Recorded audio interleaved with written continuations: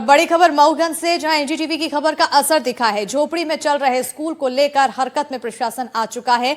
बताते चले कि मऊगंज कलेक्टर ने बीआरसी को मौके पर निरीक्षण के लिए भेजा था, तो निरीक्षण के बाद जल्द से जल्द नया भवन उपलब्ध कराने का आश्वासन दिया गया। बड़ी जानकारी दे रहे मऊगंज से, एनडीटीवी की खबर का बड़ा असर हुआ है। झोपड़ी में चल रहे स्कूल को लेकर हरकत में आया प्रशासन। मऊगंज कलेक्टर ने बीआरसी को मौके पर भेजा, तो निरीक्षण के बाद जल्द से जल्द नया भवन उपलब्ध कराने का आश्वासन दिया गया है। बड़ी जानकारी मऊगंज से। तस्वीरें भी आप देख सकते हैं किस तरह से यहाँ पर व्यवस्था है छात्रों के लिए, बच्चों के लिए। झोपड़ी में स्कूल का संचालन हो रहा था, जिसके बाद एनडीटीवी ने इस खबर को प्रमुखता से दिखाई, तो खबर दिखाए जाने के बाद प्रशासन हरकत में आया और मऊगंज कलेक्टर ने बीआरसी को मौके पर भेजा। निरीक्षण के बाद जल्द से जल्द नया भवन उपलब्ध कराने का आश्वासन यहाँ पर दिया गया है। तो तस्वीरें आपको दिखा रहे हैं। एनडीटीवी मध्य प्रदेश छत्तीसगढ़ की खबर पर असर देखने को मिला है और अब जल्द ही इन बच्चों को नया भवन मिलने वाला है।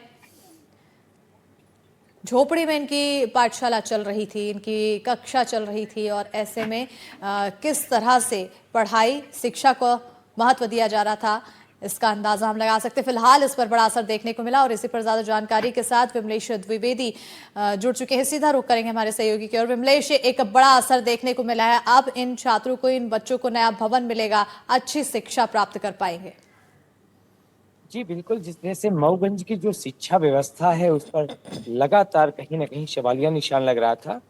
इसी पर जो है एक चूंकि बरसात के समय में कई ऐसे भवन थे जो जर्जर हालात में थे, जिसको एनडीटीवी ने प्रमुखता से दिखाया था, जिस पर जिला प्रशासन ने त्वरित कार्यवाही करते हुए एक आदेश जारी किया कि जितने भी जर्जर भवन हैं उनको कहीं दूसरी जगह पर शिफ्ट किया जाए। हालांकि जो मऊगंज की जो शिक्षा की इस समय हालात हैं, चूंकि भवन नहीं है, बच्चों को शिक्षा देना है, विद्यालय भी संचालित करना है, जिस पर जहां उनको व्यवस्था दिख रही है, जो वहां पर शिक्षा के जो है वहां बतौर कार्यरत है, तो जैसे ही उनको सुविधाएं दिखती हैं, ऐसा ही एक नजारा जो है मऊगंज से 50 किलोमीटर पाती मिश्राम पंचायत, कोल्ही पाती मिश्राम पंचायत है, वहां का एक प्राथमिक विद्यालय है जहां पर 59 बच्चे झोपड़ी में पढ़ने के लिए मजबूर है। बिल्कुल, झोपड़ी में पढ़ने को मजबूर है। विमलेश, एक अहम चीज ये जानना चाहूंगी कि आखिर कितने समय में भवन में नए भवन की ओर बढ़ जाएंगे और इनकी क्लास का संचालन शुरू हो जाएगा छात्रों का। दूसरी चीज, अगर आप मौके पर मौजूद हैं, मैं चाहूंगी कि तस्वीरें भी दिखाएं कि आखिर कैसी दयनीय स्थिति है यहाँ पर स्कूल में जाने वालों के छात्रों की। दरअसल अभी मैं जिला मुख्यालय में हूँ और जिला मुख्यालय से 50 किलोमीटर दूर एक जो जंगली पहाड़ी इलाका है, तो सुदूर क्षेत्र में वो विद्यालय स्थित है। तो हालांकि अभी हम वहाँ पर मौजूद नहीं हैं, अभी जिला मुख्यालय में मौजूद है, लेकिन जो वहाँ की मैंने जमीनी हकीकत टटोलने की कोशिश की, ग्रामीणों में काफी आक्रोश है कि आखिर बच्चों की शिक्षा के लिए जब भवन प्रशासन और प्रशासन के द्वारा मुहैया नहीं हो सकता है, तो आप ये सोचिए कि पंचायत में किस प्रकार की सुविधाएं से हम लोग मोहताज होंगे। तो लोगों में काफी आक्रोश है, लोगों बच्चों के भविष्य के लिए जो है काफी चिंतित थे और उनकी सिर्फ एक ही मांग थी। यहाँ तक कि जो छोटे छोटे ननिहाल बच्चे हैं उनका भी यही कहना है, कम से कम हमें विद्यालय का भवन दे दिया जाए। बिल्कुल, बहुत शुक्रिया विमलेश तमाम जानकारी देने के लिए। और अब जल्दी ही जब छात्रों को विद्यालय के लिए नया भवन मिल जाएगा, तो उम्मीद यही है कि पढ़ाई, एक अच्छी पढ़ाई करके एक अच्छा भविष्य ये छात्र बनाते हुए दिखाई देंगे। फिलहाल ये दयनीय स्थिति को एनडीटीवी ने प्रमुखता से उठाया था। मऊगंज जिला मुख्यालय से सिर्फ 50 किलोमीटर दूर एक स्कूल में बच्चे झोपड़ी में पढ़ने को मजबूर हैं, लेकिन दिन में जिस झोपड़ी में बच्चे पढ़ते हैं, रात में वहां पशुओं को बांधा जाता है। कैसी स्थिति थी वो, ये रिपोर्ट दिखाते हैं।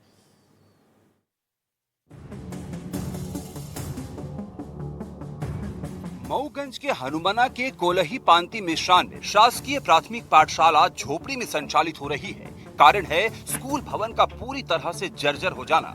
जुलाई 2025 से बच्चे उस झोपड़ी में पढ़ने को मजबूर हैं, जहां रात में पशु बांधे जाते हैं। झोपड़ी में बच्चे शिक्षा लेने को मजबूर हो रहे हैं। ये उस कागजी विकास के उस दावे की पोल खोलता है जो कहीं न कहीं सिस्टम की नाकामी साफ तौर पर नजर आ रही है। दरअसल कोल्ही पांति मिश्रान की पाठशाला का भवन पूरी तरह जर्जर हो चुका है।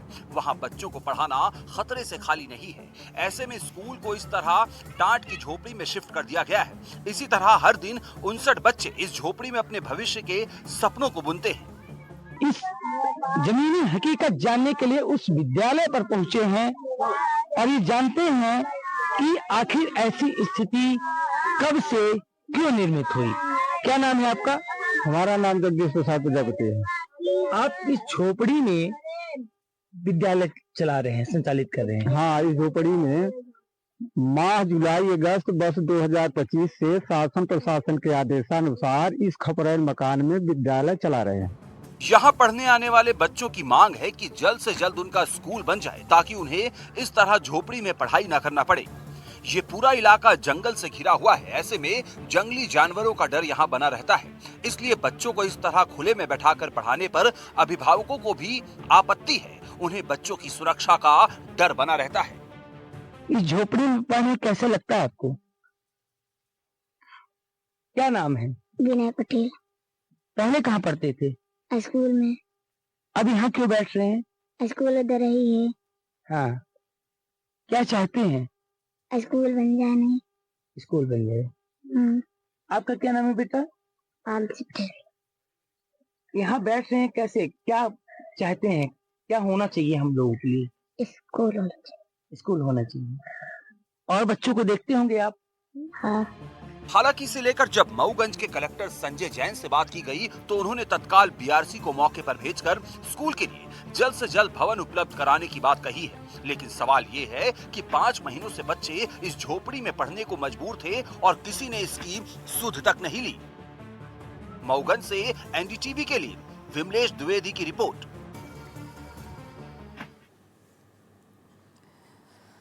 और अब बड़ी खबर अंबिकापुर से, जहां शिक्षक अब जुटाएंगे स्ट्रीट डॉग्स की जानकारी। छत्तीसगढ़ लोक शिक्षण संचालनालय का नया आदेश आया है, जहां स्कूल के आसपास घूमने वाले स्ट्रीट डॉग्स का डेटा बनाया जाएगा और डॉग कैचर नोडल अधिकारी को देंगे स्ट्रीट डॉग्स की जानकारी।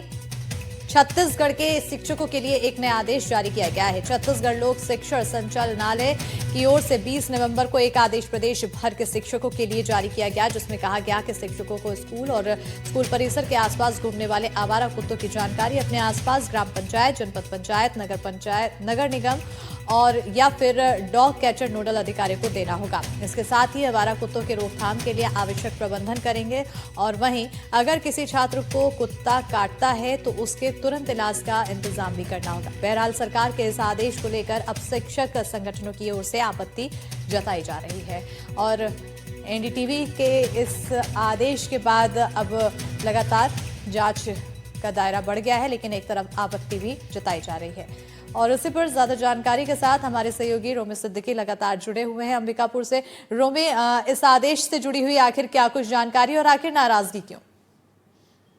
देखिए, जिस प्रकार से छत्तीसगढ़ लोक शिक्षा संचालय के द्वारा यह आदेश जारी किया है 20 नवंबर को कि अब शिक्षकों को बच्चों को पढ़ाई के साथ साथ उनके परिसर या आसपास के क्षेत्र में अगर कोई आवारा कुत्ता अगर दिखता है तो उसकी भी निगरानी करनी पड़ेगी। जिसके सबसे महत्वपूर्ण बात है कि उन्हें देखना पड़ेगा कि कहीं कुत्ता बच्चों को कोई नुकसान न पहुंचाए। इसके साथ ही इसकी जानकारी अगर वो ग्राम पंचायत में है तो पंचायत में दें, अगर नगर निकाय में है तो नगर निकाय में दें, जनपद में है तो जनपद में दें।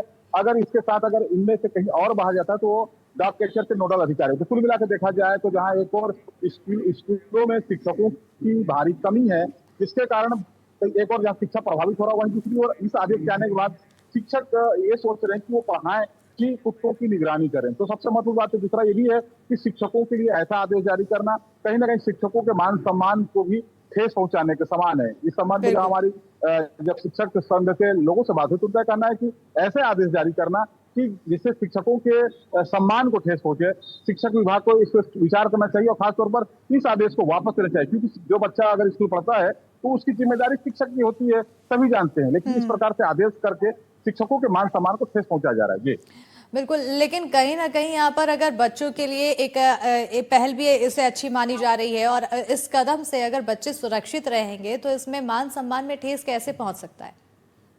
देखिए, इसमें तो बताना चाहूंगा कि देखिए, शिक्षकों का काम बच्चों को पढ़ाना है। राष्ट्र निर्माण में शिक्षकों की अहम भूमिका होती है, ना कि कुत्तों की मॉनिटरिंग करें। देखिए, अपने आप में ये शब्द कितना खराब लगता है कि टीचर कुत्तों की मॉनिटरिंग करेंगे या कुत्तों की निगरानी करेंगे। ये सबसे खराब जो सेंटेंस है, ये खराब है। उसके बाद अगर कोई बच्चा स्कूल पढ़ता है तो सीधे तौर पर जिम्मेदारी शिक्षक की होती है, उसके प्रधान पाठक और प्रचार की होती है। अगर जैसा अगर जांजगीर चांपा की बात करें, जहाँ पे एक घटना सामने आया था कि कुत्ता ने बच्चे को काटा, तो उस दौरान भी शिक्षकों ने ही बच्चे को तत्काल सामुदायिक स्वास्थ्य केंद्र में दाखिल कराया, इलाज भी कराया। इसके बाद उनके माँ बाप ने स्कूल बंद कर दिया। लेकिन इस टाइप के अगर आदेश जारी किया जाता है तो कहीं ना कहीं शिक्षकों के मान सम्मान में सीधे तौर पर ठेस पहुंचाने के समान है। और दूसरा सबसे मुख्य बात है, इस शिक्षक संघ इस आदेश को लेकर काफी गंभीर है। कई बार उन्होंने इसे लेकर अब आवाज भी उठाना शुरू कर दिया कि इस प्रकार के आदेश जिसमें सीधे तौर पर लिखा हुआ है कि शिक्षक स्कूल परिसर आसपास क्षेत्रों में आवारा कुत्तों की मॉनिटरिंग करेंगे, तो इसे लेकर उन्हें आपत्ति है। अगर वो इस आदेश को दूसरे शब्दों में भी करते तो शायद उनको ये आदेश जज जाता, या कहें तो उन्हें बिल्कुल, समझ फिलहाल में आता। आपत्ति लेकिन जताई जो जा रही है और इसको लेकर नाराजगी व्यक्त की जा रही है। आने वाले समय में देखना होगा कि इस नाराजगी का आखिर असर क्या देखने को मिलता है। क्या जो आदेश जारी किए गए हैं, निर्देश दिए गए हैं, उसमें कुछ बदलाव होगा या फिर ये निर्देशों का ही पालन करना पड़ेगा तमाम नाराजगी के बाद भी। फिलहाल बहुत शुक्रिया रोमी तमाम जानकारी देने के लिए। खबरों में आगे बढ़ेंगे और अब अगली बड़ी खबर छतरपुर से, जहां हत्या मामले में आरोपी को उम्र कैद की सजा दिलाई गई है। सरकारी कर्मचारी की चाकू मारकर की थी हत्या, तो साल 2022 में पुरानी रंजिश के चलते की थी हत्या। आरोपी को कोर्ट ने SC/ST एक्ट के तहत सजा दी है। विशेष न्यायालय ने आरोपी को सजा सुनाई है। बड़ी जानकारी आपको छतरपुर से दे रहे हैं, जहां पर हत्या मामले में आरोपी को उम्र कैद की सजा। जनपद पंचायत आवासीय कॉलोनी में ये मृतक जो अखिलेश राज अहिरवार हैं, वो बच्चों के खेलने वाला जो बैट रहता है, वो उसको जो है सही कर रहे थे। तभी जो है अभियुक्त जो है ये आए और वहां पे उनको जो है गाली गलौज करने लगे और जाति सूचक शब्दों से और माँ बहन की गालियां देने लगे और बोले कि ये भल्ला जो है वो मुझे मारने के लिए तुम वो कर रहे हो, सही कर रहे हो। तो उसने मना किया कि भाई नहीं, ऐसा नहीं है, और गाली गलौज देने से भी मना कर दिया। इसी बात पे जो है अभियुक्त ने उनको जो है पेट में चाकू मार दी। पत्नी जो है बचाने के लिए आई तो पत्नी